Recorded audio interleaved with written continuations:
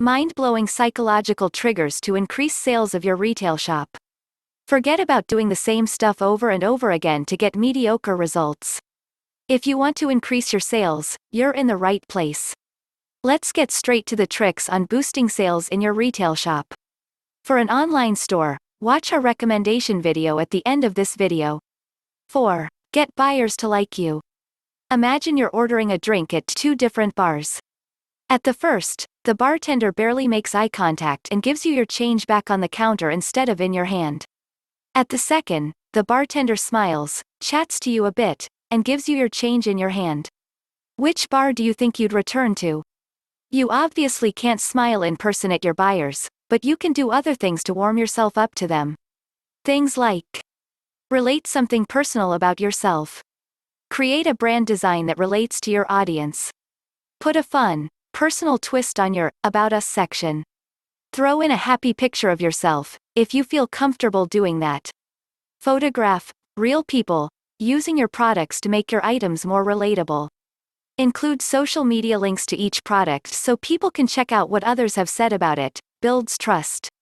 Showcase products other people have bought that are related to your particular item. Just to name a few. 3. Reciprocity. This is a powerful and deeply ingrained psychological trigger. Actually, your clients are inescapable. Its principle is simple. When you receive, you're more likely to give. To be clear, this isn't the same as karma. One of the most widespread and basic norms of human culture is embodied in the rule for reciprocation. The rule requires that one person try to repay a kind gesture that another person has provided. Big retailers have been relying on reciprocity for hundreds of years. In fact, we've all experienced this trigger firsthand. If you've ever been to Costco, when they offered free beer samples, it is reported that their sales increased by 71%.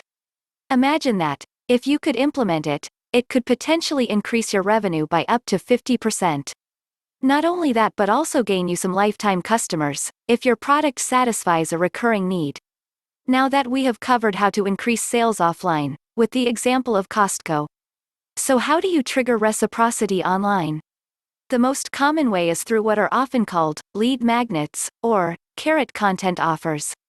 By offering your audience a free but genuinely valuable email series, online course, webinar, white paper, checklist, or special report, they are far more likely to take the next step in the sales process when it's presented.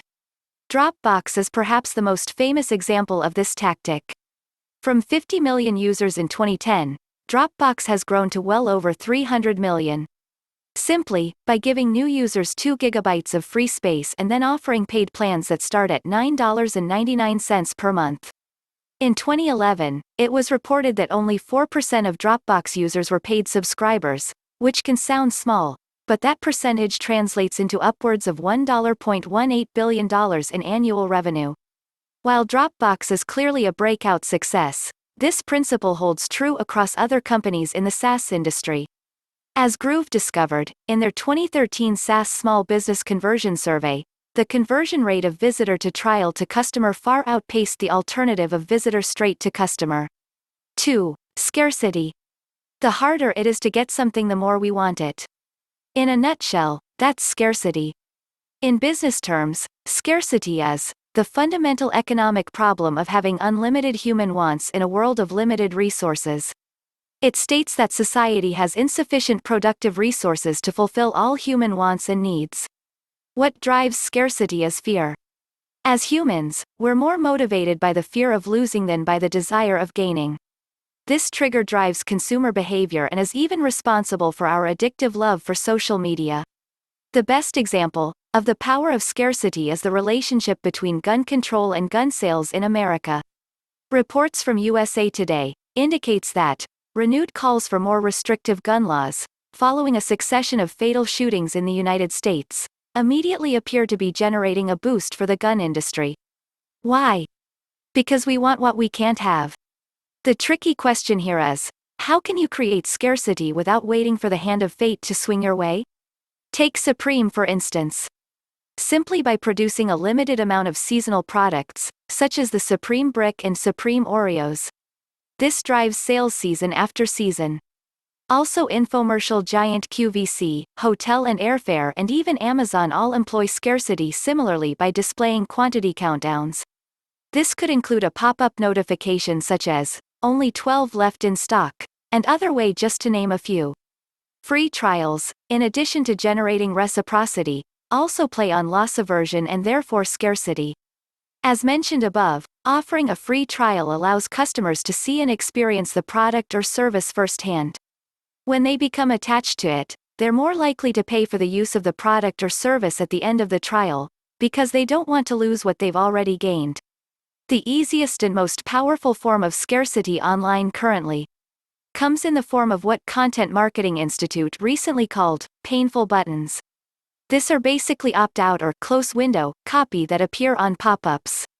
While most no buttons are passive, painful buttons make the client experience consequences of not converting by being kicked out of the site. 1. Clustering.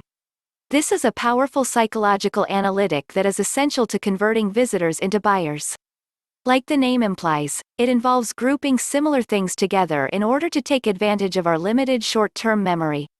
Because people only remember about 7 pieces of information at a time, crafting content with clustering in mind will help keep your product or service front and center either when they recall it or encounter something similar later on. Think about it.